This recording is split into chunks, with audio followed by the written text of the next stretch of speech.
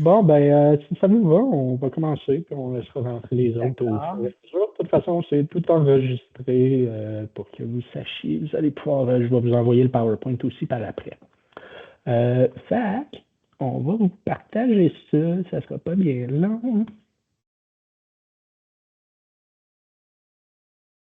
Boum. Go. Ben, bienvenue à notre premier midi formation.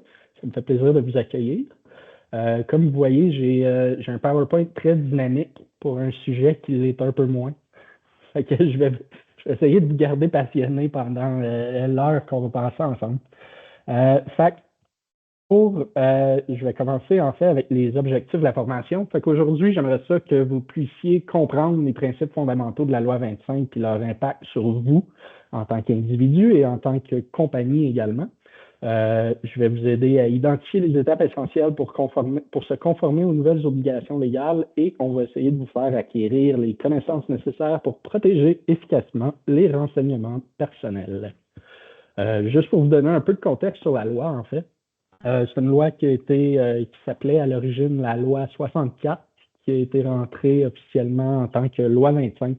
Donc, cette loi-là, elle a été créée principalement pour moderniser les règles en matière de protection de données, puis pour répondre aux attentes citoyennes aussi en matière de confidentialité, là, avec toutes les hacks comme Desjardins récemment, il y a un plus gros focus sur la protection des renseignements personnels.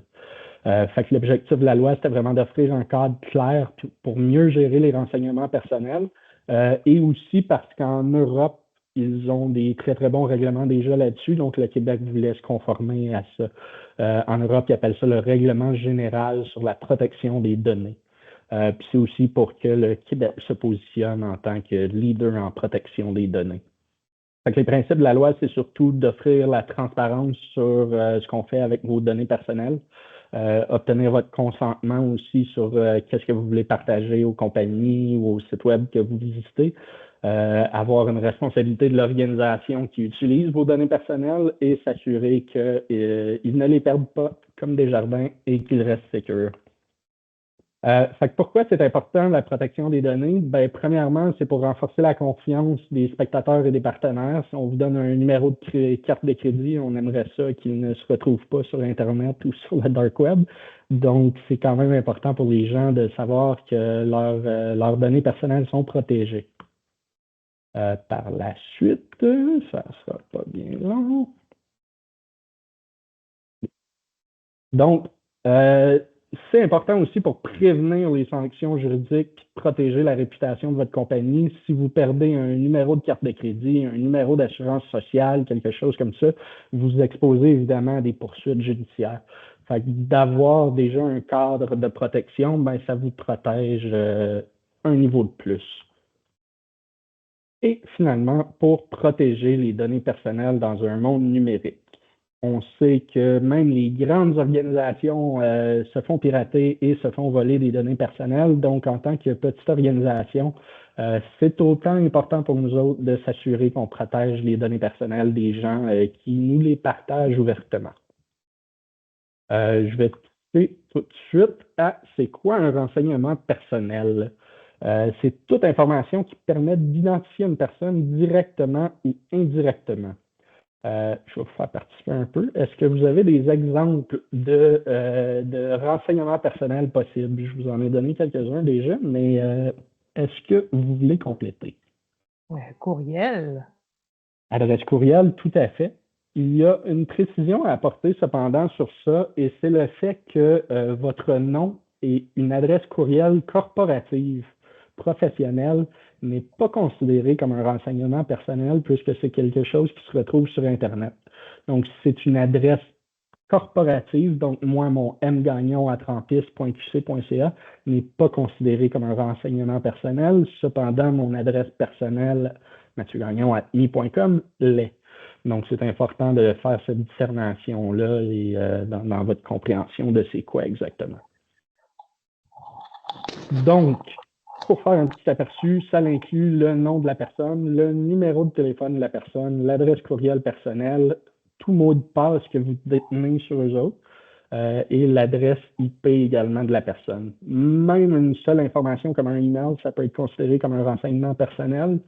C'est vraiment quelque chose qui vous permet d'identifier quelqu'un au travers des données que vous détenez à son sujet. Fait que les courriels que vous collectez pour une infolette, les numéros de carte de crédit pour les ventes de billets, toutes ces choses-là, c'est des renseignements personnels.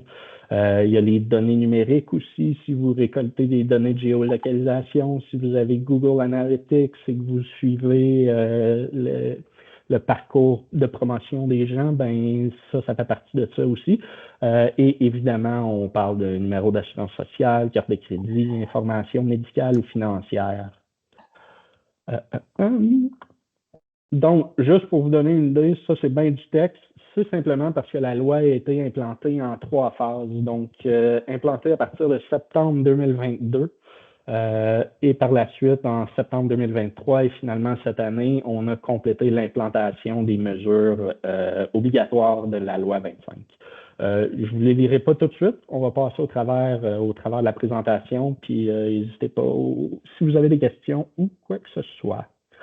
Donc, on va se lancer. Donc, la vue d'ensemble des obligations. Ça, c'est le gros plaisir pour vous. C'est les choses que vous allez être obligé d'implanter en tant qu'organisation, en tant qu'individu qui détient des données personnelles. Fait que si vous avez un site web personnel, vous n'êtes pas tant couvert par ça. Vous n'êtes pas tant dans les obligations, seulement si vous détenez de l'information personnelle sur les gens. Fait que c'est vraiment de la promotion pour vous autres que vous faites, que vous ne vendez pas de billets, que vous n'avez pas d'infolette, donc vous ne ramassez pas de courriel. C'est pas nécessaire pour vous. C'est sûr qu'on vous le recommande de le faire quand même parce que ça vous donne une bonne base, une bonne fondation de protection des données, mais le gouvernement ne vous tapera pas ses doigts. Donc, on parle de plusieurs petites obligations. On parle de nommer un responsable de la protection des renseignements personnels. Comme je vous dis, je vais juste passer au travers rapidement, puis on va y aller individuellement par la suite pour toutes ces obligations-là. Il y a également l'obligation pour certaines personnes, dans certains cas, de créer un comité de protection des données. Donc, nous, ici, on a chez Ampiste un comité avec des membres du CA sur la protection des données pour que toute l'organisation soit au courant des initiatives qu'on prend et des mesures qui sont mises en place. Vous avez également l'obligation d'établir des politiques et des pratiques de gouvernance, d'obtenir des consentements valides des gens qui vous partagent leur information, de gérer les incidents de confidentialité, de détruire ou anonymiser les données inutiles, d'implémenter une bannière de cookies. Celle-là, vous l'avez vu partout sur Internet récemment. Tous les sites web que vous visitez ont un petit pop-up pour vous demander si vous consentez à leur partager votre information personnelle.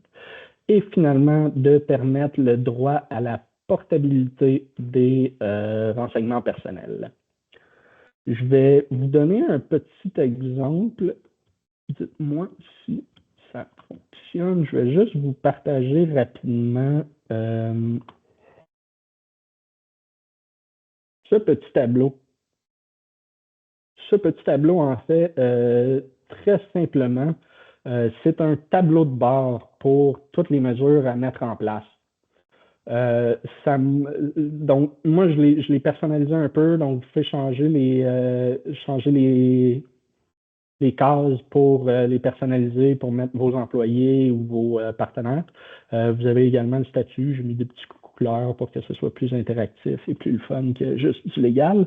Fait ce document-là, le tableau de bord, je le considère excessivement important parce que si jamais vous avez une fuite de renseignements et que vous n'étiez pas prêt, ce tableau-là, au moins, indique que vous êtes dans le processus d'implanter ces choses-là. Le gouvernement est au courant que c'est un gros projet personnel pour tout le monde. Fait de démontrer au moins que vous êtes au courant de vos obligations et que vous êtes en train de les appliquer, ben, c'est super important. Fait que ça, ce petit tableau-là, je vous invite à le remplir au fur et à mesure où vous implantez vos nouvelles mesures, simplement pour pouvoir analyser le cours de l'implantation et s'assurer que absolument tout est mis en place. Comme vous pouvez voir, c'est quelques petites choses. Et elles sont séparées par année, donc les premières actions en 2022, en 2023 et en 2024 finalement.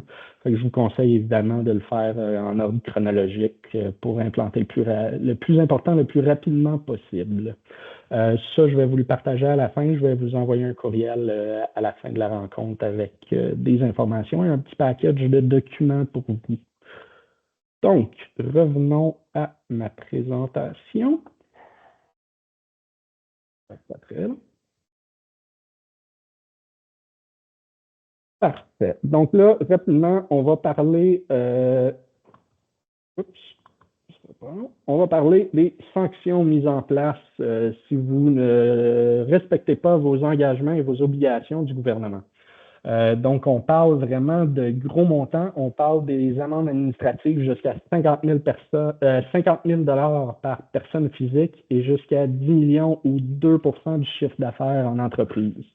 On s'entend que 2 c'est probablement pas 10 millions pour vous, mais ça peut être un montant substantiel quand même. Il y a des amendes pénales éventuellement. Donc, pour les amendes pénales, on parle de jusqu'à 25 millions du chiffre d'affaires ou 4 du chiffre d'affaires mondial et on parle de ça vraiment en cas de récidive ou de faute grave. Les conséquences indirectes, en fait, de ne pas respecter vos obligations, c'est une perte de confiance de vos membres et des participants et des personnes qui vous communiquent leurs renseignements personnels. Et évidemment, ça peut affecter votre image publique. Là. On s'entend que le blason de Desjardins en a pris un coup après sa fuite de données.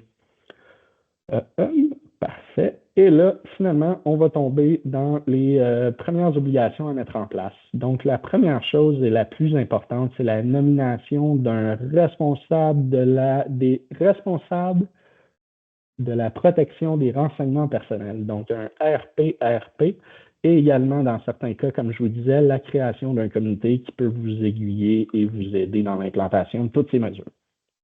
Donc, la première étape, c'est de désigner une personne. Automatiquement, selon la loi, cette personne-là, c'est la personne la plus haute placée dans votre organisation. Vous pouvez déléguer cependant ce rôle-là à quelqu'un d'autre au travers de votre organisation. Donc ici, Nadia Drouin, qui est notre directrice générale, et moi, on se partage ce rôle-là. Donc, on a chacun la responsabilité de confirmer avec l'adresse courriel qu'on a mise en place que tout est fonctionnel et qu'on fait un suivi sur s'il y a quoi que ce soit comme problème ou demande d'information de la part de quelqu'un. Finalement, le RPRP est là pour surveiller la conformité, pour coordonner les politiques et aussi en partie pour former les autres employés sur les mesures à prendre et les processus à faire. Donc, un comité est obligatoire pour certains organismes publics. On va parler surtout des OBNL et des grandes organisations. C'est recommandé pour les grandes entreprises, mais je vous recommande en tant que petite organisation de le faire quand même, de vous créer un comité. Ça vous donne quelqu'un, en bon français, un sounding board, quelqu'un avec qui discuter des mesures prises en place et tout ça. Et eux peuvent vous aiguiller aussi pour pousser la note un peu plus loin sur comment vous voulez gérer l'information personnelle que vous avez. Par la suite, on va parler rapidement des politiques et des pratiques de gouvernance à mettre en place. Donc, dans les politiques à mettre en place, la première chose à mettre en place, c'est une politique de confidentialité. Je vais à la fin, dans mes ressources, je vais vous fournir 2-3 liens pratiques qui peuvent vous aider à élaborer une politique de confidentialité ou de la bonifier si vous en avez déjà une. Donc, la politique de confidentialité est là surtout pour expliquer comment les données sont collectées, utilisées et protégées, et elle doit être claire, accessible et compréhensible.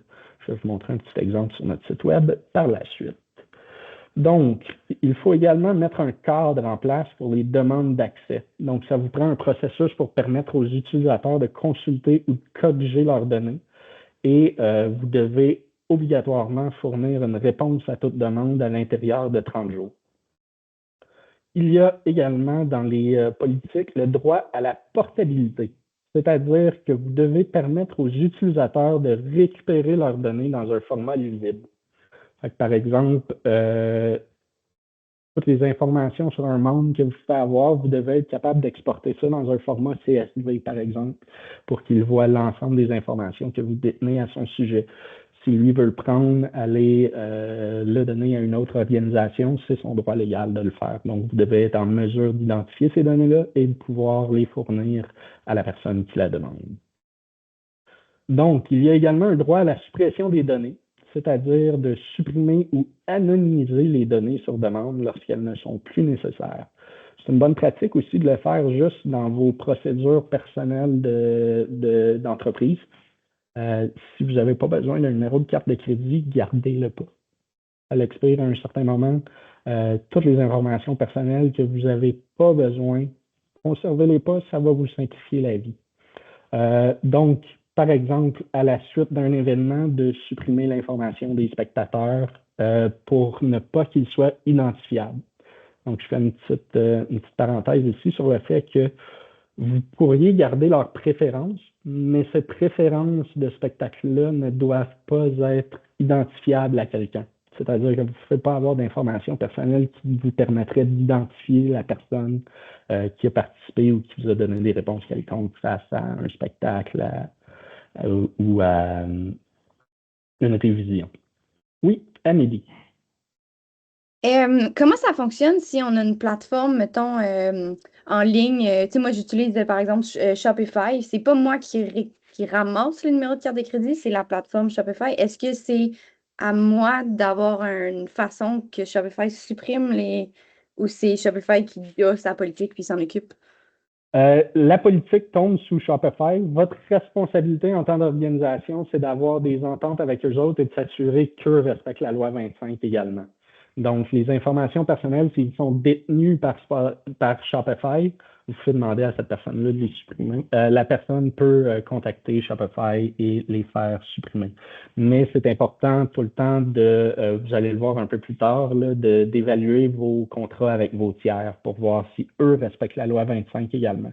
Je vous donne l'exemple d'ici. Nous, on travaille beaucoup avec Airtable, donc il a fallu qu'on s'assure, où sont les serveurs d'Airtable? Est-ce qu'ils respectent la loi 25? Et est-ce que nous, on a une entente avec eux pour qu'ils respectent la loi 25? Fait que Airtable, c'est plus gros, on s'entend. Fait que généralement, dans les clauses légales de Airtable, c'est inclus. Si vous faites un petit contrat avec un tiers parti pour une impression ou quelque chose comme ça, c'est important d'ajouter des clauses de loi 25 dans votre entente écrite avec eux. Ça répond à ta question? Oui. Vous devez avoir un plan de gestion des incidents de confidentialité. Donc, ça fait partie des procédures que vous devez avoir. Donc, si un événement se passe, vous devez savoir exactement comment réagir et quelles sont les étapes mises en place. Donc, ça vous prend une procédure pour décrire les étapes pour répondre aux violations de données. Donc, on va tomber plus tard également là-dedans, mais d'alerter la commission d'accès à l'information et de notifier les personnes concernées. Donc, si vous perdez des informations personnelles ou vous les faites voler et qu'elles permettent d'identifier quelqu'un, à ce moment-là, vous devez alerter la commission d'accès à l'information. Il y a un petit formulaire que vous pouvez remplir et leur fournir. Et vous devez également avertir les personnes qui se sont fait voler leurs informations, donc des adresses courriels, des numéros de carte de crédit, numéros d'assurance sociale. Et finalement, on va parler de l'évaluation des facteurs relatifs à la vie privée. Donc ça, c'est un gros morceau de la loi 25, c'est-à-dire pour que tout projet que vous avez en cours en ce moment ou tout projet que vous commencez, vous devez faire une évaluation des facteurs relatifs à la vie privée. Donc, je vous donne un exemple. Nous, on a Destination Cirque ici, qui est un programme, et avant de mettre en place Destination Cirque, on doit remplir l'évaluation, le FVP. Ça, ce que ça fait, c'est que vous analysez toutes les données personnelles que vous allez avoir besoin dans le cadre de ce programme-là. Dans Destination Cirque, on parle des noms de compagnie, on parle des identifiants personnels. Donc, avant d'entreprendre le projet, vous devez déjà avoir comme un aperçu de ça, de sorte que si jamais vous faites voler l'information, mais vous savez exactement c'est quoi l'information que vous détenez et ça va être plus simple pour vous de pouvoir avertir les gens de c'est quoi exactement qui a été affecté par ça. Je vais vous donner un petit exemple super rapide. Ça, c'est quelque chose que nous, on a mis en place ici, mais ça peut être différent pour absolument tout le monde. Moi, j'ai fait un petit formulaire, en fait, qui me...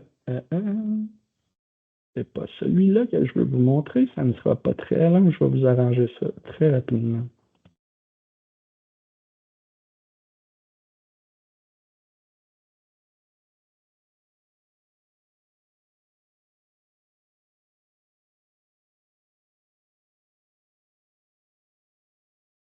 Parfait.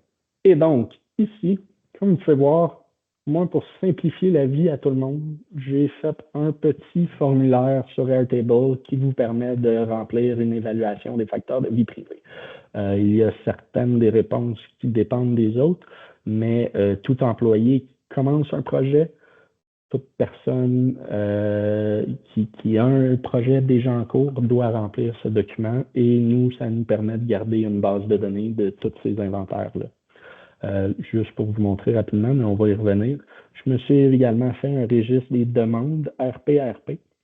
Donc, nous, on a mis en place une adresse courriel pour cette personne-là, de sorte que sur notre site web, vous pouvez contacter la personne responsable des renseignements privés pour poser des questions ou quoi que ce soit. Et moi, dès que je reçois une demande là-dedans, ben, je remplis le formulaire et ça me permet de garder une ligne directrice et de garder un historique de ces demandes-là. Oui, Françoise. Ça c'est sur Airtable ou c'est sur le Drive ou c'est sur un disque? Celui-là est basé sur Airtable, mais vous pouvez le faire absolument n'importe où. Ça serait possible aussi de le faire avec un Google Form. Nous, c'est simplement parce qu'à l'interne, chez Ampiste, on travaille de plus en plus avec Airtable. Donc, on a choisi de le faire là-dessus, mais ça ne vous empêche pas de le faire sur toute autre plateforme de formulaire. OK, merci. Ça fait plaisir. Et j'ai également un formulaire pour le registre des incidents de confidentialité. Donc, la différence, c'est le registre des demandes RPRP. C'est si quelqu'un m'écrit et me demande un accès à leur information, ben j'ai un historique de ça. Mais il y a aussi le registre des incidents de confidentialité de si on perd l'information, ben là, on doit parler de l'incident. Je donne un exemple rapide. Nous, récemment, on s'est fait pirater l'adresse courriel de notre directrice générale. C'est-à-dire que quelqu'un l'a infiltré. C'est nos techniciens informatiques qui nous ont avertis et ça a fait en sorte qu'on a dû déclencher tout un processus pour répondre à ce bris de confidentialité-là. Heureusement, il n'y a aucune information qui est sortie, il n'y a aucune information qui a été partagée. Donc, pour nous, on n'avait pas le besoin, l'obligation de communiquer ça avec la commission d'accès à l'information, vu qu'on n'a pas perdu de données, mais on a implanté des choses à l'interne. Donc, tout le monde, toute la gang de l'équipe, on a tout changé nos mots de passe et ça fait partie des mesures et des procédures qu'on a à l'interne pour ça. Je vous conseille, si vous êtes un peu plus gros, de vraiment discuter avec vos techniciens à l'informatique qui, eux, peuvent vous assister là-dedans. Comme par exemple, nous, tout notre environnement Microsoft est géré par un tiers parti. Donc, dans notre entente avec eux, oui, on a une clause de la loi 25, mais eux aussi ont des procédures personnelles pour des incidents comme ça. On revient au PowerPoint.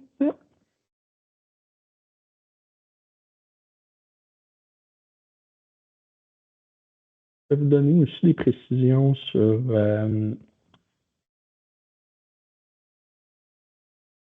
pour le RPRP un peu plus tard. Je vais vous montrer sur notre site web, en fait, les obligations que vous avez face à la communication de cette information via la personne qui est responsable des renseignements personnels.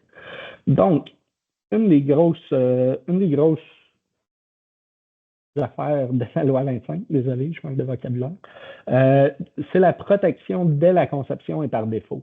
Fait que ça vient rentrer en jeu aussi avec les FVP, c'est-à-dire que vous devez intégrer des mesures de protection dès la conception des projets. Fait que, comme je vous disais, de penser à l'information personnelle que vous allez détenir, de comment vous allez la protéger, et c'est pas mal ça. Donc, on parle d'exemples pratiques. Je vous donne l'exemple d'une billetterie qui limite la collecte aux informations strictement nécessaires. Fait que si vous vendez des billets, vous n'avez pas nécessairement besoin du numéro d'assurance sociale de la personne. Fait que récoltez-le pas si vous n'en avez pas besoin. Il y a une application mobile où les paramètres de confidentialité sont réglés au niveau maximal par défaut et vous pouvez permettre aux gens de partager plus d'informations, mais vous allez débuter avec un niveau de protection, un niveau de récolte d'informations le plus bas possible. Protection le maximum, récolte d'informations le plus bas possible.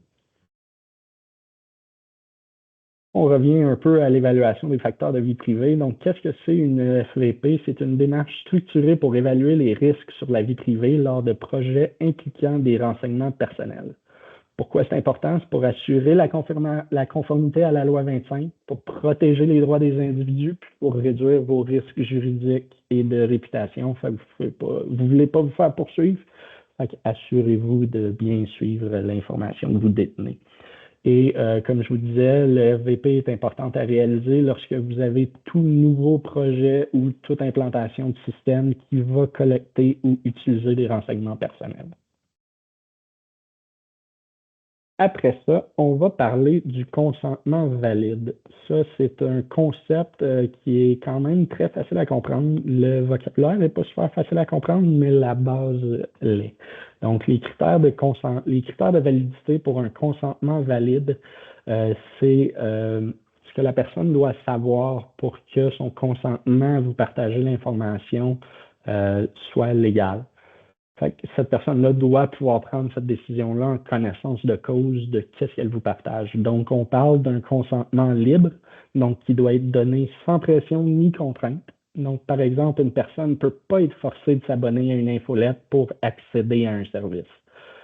Il doit avoir une option de refuser. Vous pourriez le proposer, mais vous devez également vous assurer que cette personne-là a un out, qu'elle peut décider de ne pas vous partager cette information. Il y a le consentement manifeste, c'est-à-dire que le consentement doit être explicite et non supposé. Une action claire doit être posée, comme cocher une case vide, par exemple. Par exemple, une case précochée pour accepter des communications ne respecte pas ce critère. Donc, la personne doit cliquer elle-même pour vous donner le consentement. Vous ne pouvez pas déjà avoir un prérequis de partage d'informations. Le consentement doit également être éclairé, c'est-à-dire que la personne doit avoir toutes les informations nécessaires pour comprendre pourquoi ces données sont collectées et comment elles vont être utilisées. Par exemple, avant de donner son consentement, il faut indiquer que l'email sera utilisé pour envoyer des offres hebdomadaires. Je m'inscris à une infolette, je veux savoir en quoi je m'embarque. Est-ce que vous allez m'envoyer 8 courriels par jour ou est-ce que ça va être une fois par semaine? Par la suite, le consentement spécifique. Donc, le consentement doit être donné pour une finalité précise. Donc, par exemple, demander un consentement distinct pour recevoir une infolettre et un autre pour partager des données avec des partenaires tiers. Donc, vraiment, chaque chose que vous récoltez doit être bien indiquée et doit obtenir un consentement valide.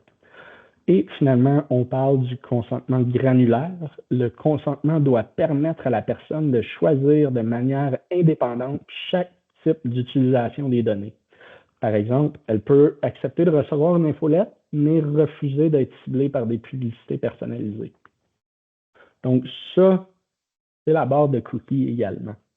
Quand vous allez sur les sites web désormais, vous voyez le petit pop-up et on vous invite à tout accepter, c'est-à-dire à nous partager toute l'information qu'on veut. Mais vous pouvez également aller dans les préférences et sélectionner ce que vous voulez partager.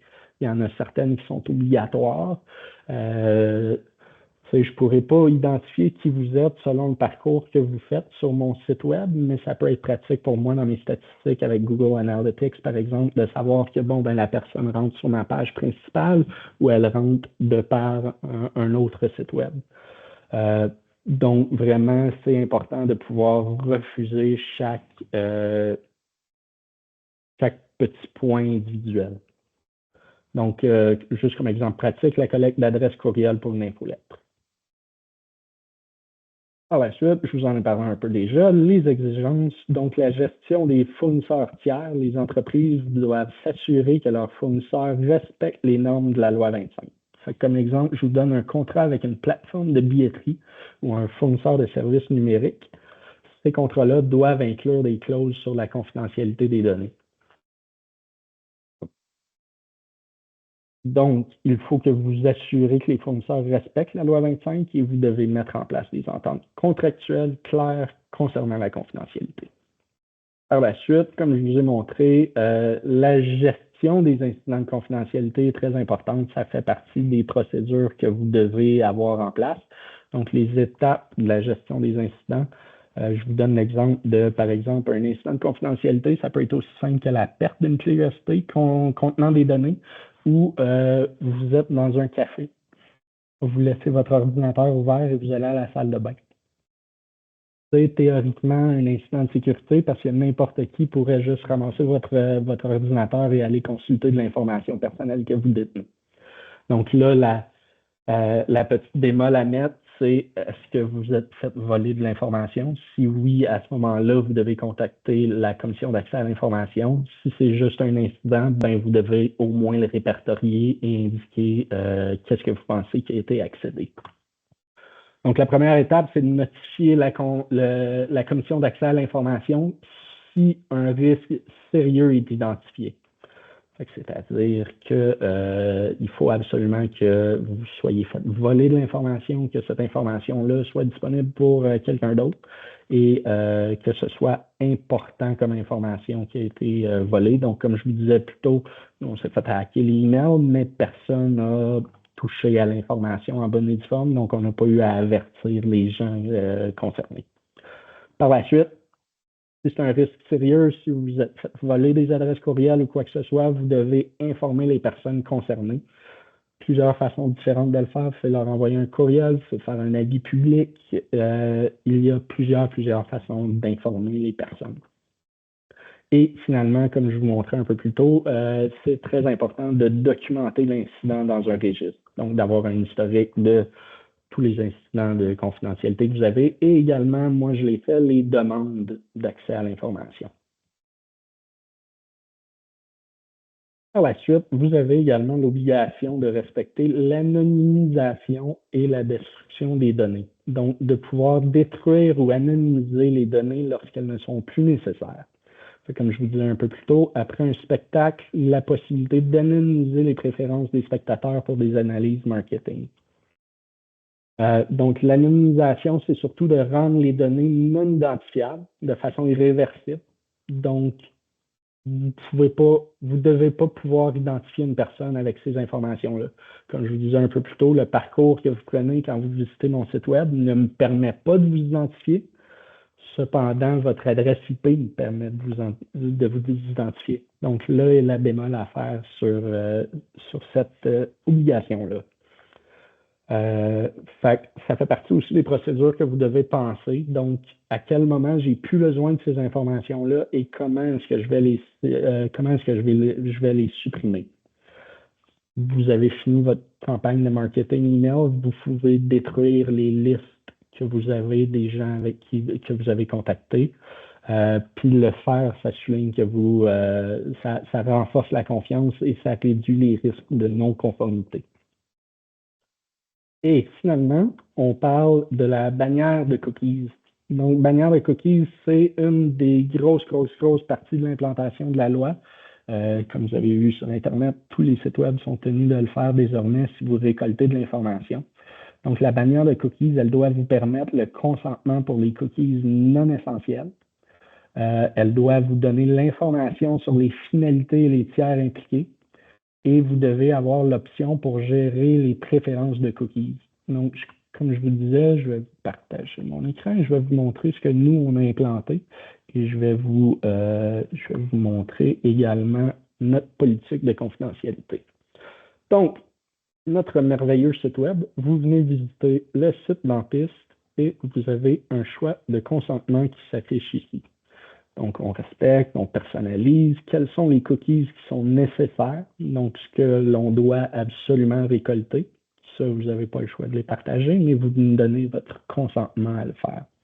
Puis, il y a les cookies fonctionnels, les cookies analytiques, les résultats, les publicités et les autres choses. Donc, ce que ça vous permet de voir, c'est vraiment que ça détaille toute l'information qu'on récolte sur vous. Fait que ça me permet, en tant que personne, de prendre une décision consciente de est-ce que je veux partager ces choses-là ou est-ce que je ne veux rien partager avec vous ou uniquement le nécessaire. Mon petit commentaire personnel, mon petit commentaire analytique, c'est que je trouve dommage que le gouvernement n'ait pas forcé les compagnies à avoir une façon unique de l'implanter. C'est-à-dire que quand vous allez visiter plusieurs sites web différents, vous allez voir que la bannière de cookies, elle peut changer un peu. Il y en a beaucoup qui vont seulement vous donner l'option de tout accepter ou de personnaliser, alors que nous, vous voyez, on a l'option de tout rejeter d'une shot aussi. Souvent, pour pouvoir tout rejeter ou accepter seulement les cookies nécessaires, il faut souvent aller dans la personnalisation sur beaucoup de sites web. Donc, elle ne vous donne pas l'option immédiatement de rejeter tout ce qui n'est pas nécessaire. Il faut que vous preniez un petit parcours par rapport pour faire OK, oui, mais je veux seulement vous partager les cookies que vous avez besoin. Je ne veux pas vous partager tout le reste. Et l'autre petit bémol que je mets, c'est à toutes les fois, vous devrez le refaire. Donc, à toutes les fois que vous visitez un site web, vous devez redonner votre consentement sur ce que vous partagez. Donc, ça fait beaucoup de pop. Mais, ça vous permet au moins de savoir ce que vous partagez avec les sites web que vous visitez. Je vous donne l'exemple de moi, je suis un fan de Formule 1. Quand tu vas sur l'application de la Formule 1, les cookies qu'ils récoltent, il y a à peu près 150 compagnies que tu peux passer individuellement pour accepter ou refuser de leur partager de l'information. Quand même assez intense, mais ça vous permet de voir que ils récoltent de l'information en maudit quand vous utilisez l'application. On revient au PowerPoint. C'est beaucoup d'informations. Comme je vous disais, le PowerPoint va être à votre disposition et vous pouvez toujours m'écrire si vous avez des questions. Donc, vous avez également l'obligation de permettre le droit à la portabilité. C'est-à-dire que les individus peuvent demander leurs données personnelles dans un format structuré pour les transférer à une autre organisation.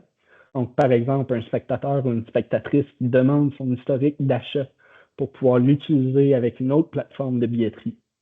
Donc, vous devez être en mesure de lui fournir les renseignements que vous détenez sur lui. Donc, c'est pour ça que le FVP est importante aussi, parce que ça vous permet automatiquement d'avoir la liste de tout ce que vous détenez sur cette personne-là. Et c'est important de pouvoir le sortir de vos systèmes également et de le fournir dans un format clair et simple. Un format CSV, ça fait la job. Un document Excel, en autant que vous ayez toute l'information que vous détenez sur cette personne-là.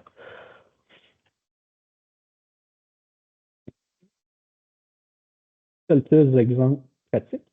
Donc, les billetteries en ligne, donc la gestion des consentements pour les données collectées. J'ai-tu besoin d'une adresse courriel? J'ai-tu besoin d'un numéro de carte de crédit? J'ai-tu besoin d'un numéro d'assurance sociale? Un autre exemple, un incident de confidentialité comme nous on a eu. On a une réponse où quelqu'un nous écrit pour une demande. On a une réponse rapide avec le responsable des renseignements personnels. Un autre exemple, c'est si vous avez un nouveau projet numérique, on débute un nouveau projet, on a fait une demande de subvention. En fait, moi, ce que je vous recommande, c'est au travers de la demande de subvention, de faire aussi l'évaluation des facteurs de vie privée en même temps. Ça va vous éviter de le faire un peu plus tard et ça va déjà vous donner un bon aperçu de ce que vous allez détenir au travers de ce projet-là. Avant de tomber dans le résumé des priorités, je veux revenir très rapidement sur le rôle de la personne responsable des renseignements privés. Je vais me diriger sur notre site web à nouveau et je vais vous montrer où exactement nous on a mis ça. Donc, la personne doit pouvoir s'identifier. Donc, nous, premièrement, on a accès à la politique de confidentialité sur notre site web. Donc ça, cette politique-là, nous, personnellement, on l'a fait rédiger de pair avec nos techniciens informatiques. Donc, eux ont un meilleur aperçu. En fait, on a fait développer la bannière de cookies avec la personne qui s'occupe de notre site web et la politique de confidentialité a été écrite par nos techniciens informatiques, de sorte qu'eux ont plus une vue d'ensemble de l'information que l'on partage dans l'organisation at large. Donc, dans la politique de confidentialité, comme vous pouvez voir ici, il y a la personne désignée responsable des renseignements personnels. Officiellement, c'est Nadia Drouin. Officieusement, moi, j'ai accès au courriel également et je m'occupe des réponses. Donc, ça, c'est disponible dans la politique de confidentialité, mais ça doit être également plus accessible que ça. Donc, nous, ce qu'on a fait, c'est dans la section Nous joindre, tout simplement, on s'est mis un petit courriel en bas et on s'est aussi donné le droit de vous répondre à l'intérieur de 30 jours. Vous pouvez le faire, mais la réponse doit absolument être faite à l'intérieur de 30 jours, mais au moins, ça vous donne un petit buffer pour aller analyser toute l'information que vous détenez et de répondre d'une façon éclairée et claire à la personne qui vous a demandé son information.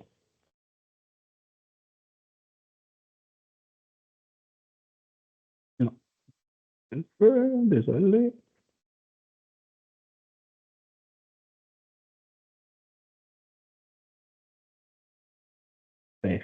Et un résumé extensif, les priorités numéro un, c'est d'établir les bases. Fait que les bases, c'est quoi? C'est de nommer un responsable de la protection des renseignements personnels.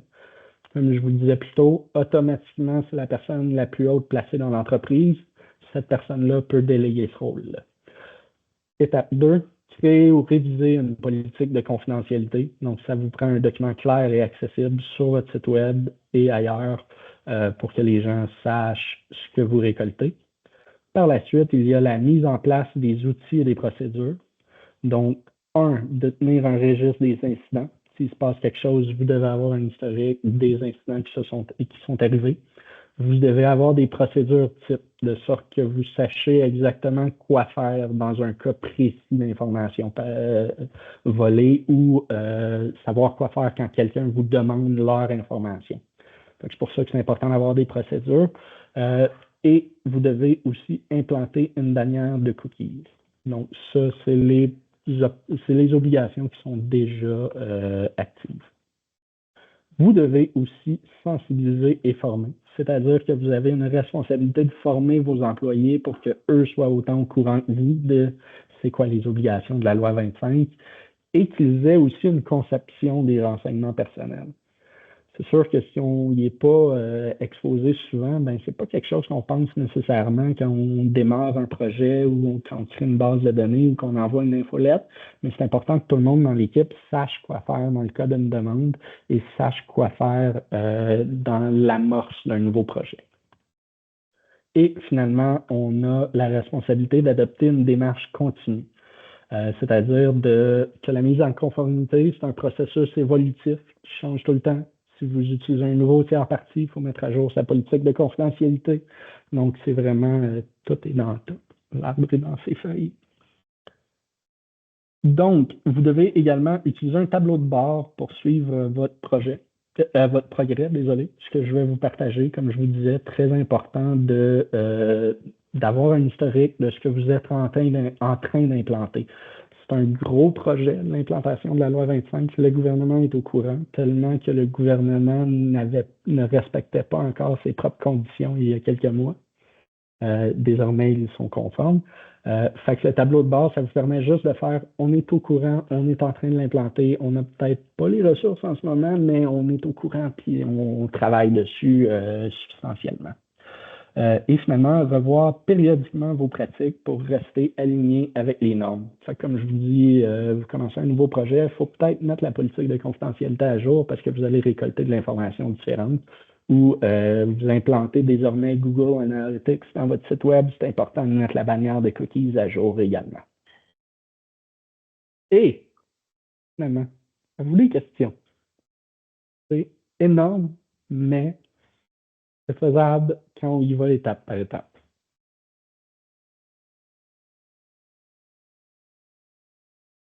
Pas de questions? Oui, Juliette.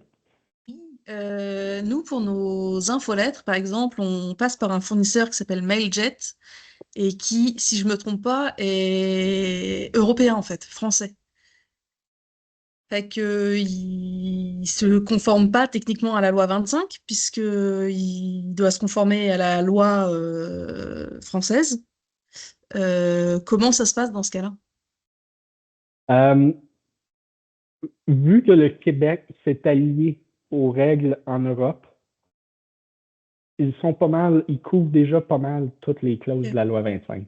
Ce que vous faites faire pour préciser cette information-là, c'est dans votre entente contractuelle avec cette compagnie-là de rajouter les clauses de la loi 25. Probablement qu'eux respectent déjà toutes ces affaires-là, mais au travers de la loi européenne. Mais vous, votre responsabilité, c'est simplement de s'assurer que dans vos contrats avec eux, il y a une clause de oui, on est au courant, on respecte le partage d'informations. OK, ça marche, merci. Ça ressemble à ça. Je vais vous envoyer un formulaire à la fin avec plein d'informations, un petit package avec des documents aussi. On va vous partager aussi les procédures que nous, on a fait créer. Fait que c'est propre à notre entreprise. Je vous invite à ne pas les copier-coller exactement et à les personnaliser face à comment vos processus vont fonctionner. Mais ça vous donne un bon aperçu de comment établir une procédure et de toutes les étapes nécessaires à l'intérieur. Puis, je vais vous partager le PowerPoint aussi. Et à l'intérieur du PowerPoint ici, je vous ai fourni plusieurs ressources différentes pour des questions.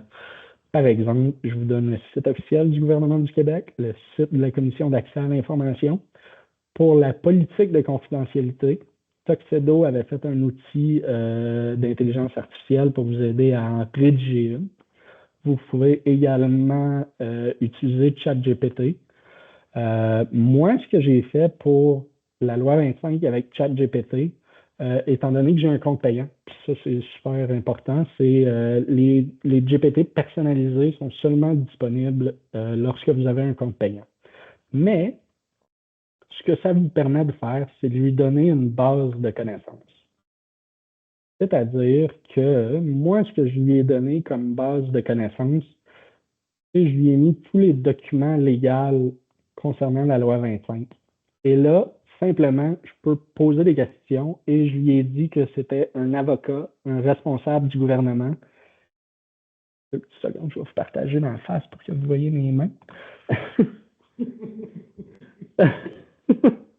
Fait que je lui ai indiqué que c'était un avocat. Je lui ai indiqué qu'il devait me répondre de façon professionnelle et comme s'il était un responsable gouvernemental. Et je lui ai dit également que c'était un expert légal en loi 25. Donc, ChatGPT prend toutes ces informations-là, prend les documents que je lui ai fournis également parce que je lui ai mis le texte de loi en bonne et due forme. Donc, il peut se référer au texte de loi. Et vous pouvez voir que simplement, comment mener une étude des facteurs de vie privée. Et ChatGPT cherche dans sa base de connaissances et vous donne un plan d'action pour implanter vos actions. Un des multiples outils que vous pouvez utiliser. C'est sûr qu'on recommande toujours de faire confirmer une politique de confidentialité avec une base légale, que ChatGPT n'est pas nécessairement, mais ça peut vous aider à vous accompagner dans le processus. Ça, si jamais vous avez un compte payant, je peux absolument vous le partager. C'est disponible publiquement de toute façon dans ChatGPT. Donc, ChatGPT, comme je vous disais, pour la politique de confidentialité, vous pouvez également juste discuter avec vos techniciens en informatique. Pour les tableaux de bord, il y en a plusieurs différents. Moi, je vous ai fourni celui légal du gouvernement du Québec.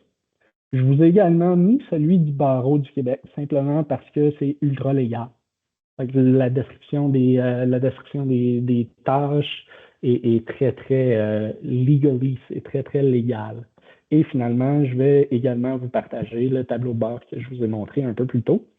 Je vous ai mis dans les liens aussi carrément le texte de la loi, donc le document de comme 65 pages de loi 25 avec vraiment toutes les clauses légales, chose que vous pouvez, comme je vous disais, mettre dans la base de connaissances de ChatGPT pour qu'il puisse référer à ce document-là dans ses réponses. Et par la suite, il y a plusieurs sites de formation disponibles. Le site du gouvernement du Québec, honnêtement, est excessivement rempli d'informations. Que pas beaucoup de monde ont consulté, mais qu'ils ont un bagage de ressources absolument incroyable sur le site directement du gouvernement du Québec. Puis, au travers de toutes les formations qui ont été données dans les dernières années sur la loi 25, Je vous en ai mis deux précisément. Mes procédures, c'est Emeline Manson, une avocate qui avait fait une présentation au réseau ADN dont je fais partie, donc très intéressant. Et ces deux fournisseurs-là, la fusée et mes procédures, peuvent vous accompagner dans votre implantation aussi. Il y a des coûts, mais il y a également certains outils d'analyse que vous pouvez juste utiliser gratuitement, comme par exemple le tableau de bord en majeure partie est tiré de mes procédures. Ça ressemble à ça, mesdames et messieurs. Aviez-vous d'autres questions, commentaires, interrogations, inquiétudes?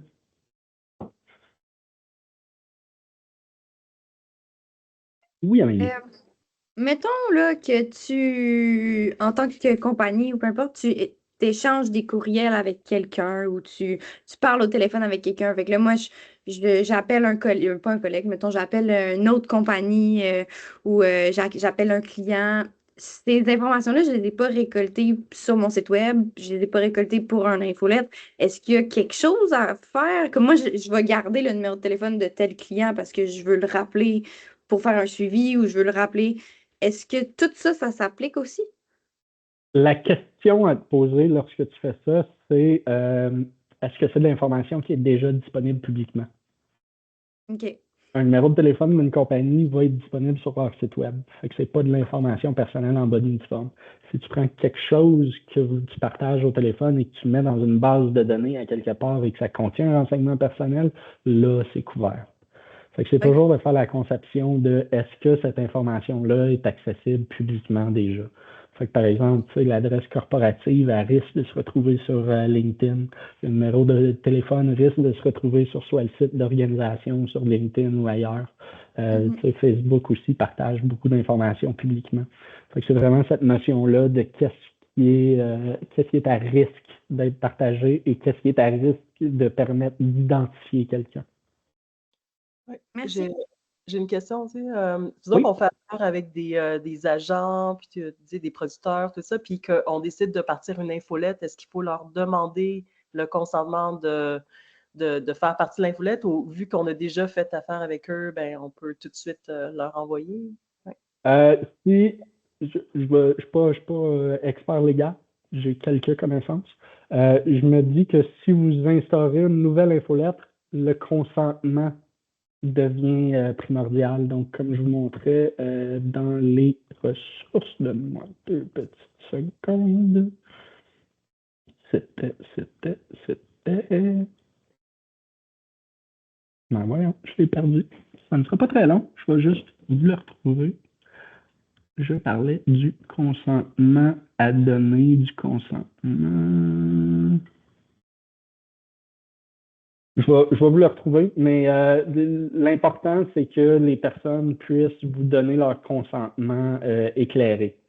Fait que, dans ma compréhension de la chose, si vous commencez une nouvelle infolette, ben, il faut que le monde puisse consentir à vous partager l'information, à recevoir l'information que vous leur offrez. Donc oui, moi, je ferais un formulaire pour leur permettre de vous donner le consentement.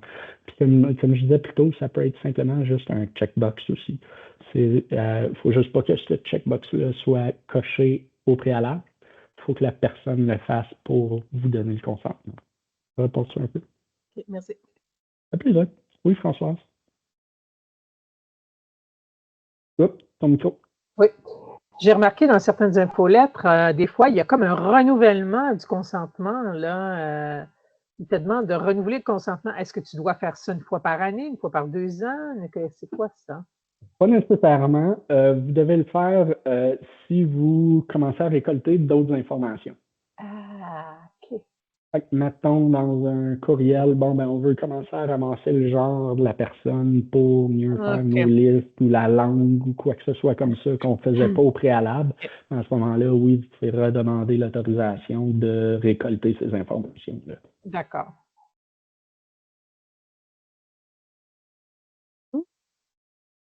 Ça ressemble à ça, mesdames et messieurs. Si jamais vous avez des questions, des commentaires et tout ça, n'hésitez pas à m'écrire et je vais pouvoir vous aiguiller un tout petit peu. Merci beaucoup d'avoir assisté au premier midi formation. On va essayer de faire ça plus souvent, puis d'avoir des sujets qui sont ultra pertinents pour vous. Fait que dans l'évaluation que je vais vous envoyer, n'hésitez pas à me proposer des sujets ou à me communiquer des questions que vous avez ou des choses que vous voudriez découvrir. Ça peut être très large, ça peut être l'intelligence artificielle, ça peut être légal comme la loi 25. Libre à vous de me le demander, je pourrais agir comme ressource et vous trouver l'information et les réponses. Merci beaucoup. Merci à vous. Merci. Passez une super bonne journée. Bon lunch. Oui, nous Merci. aussi. Ciao, ciao tout le monde. Bye.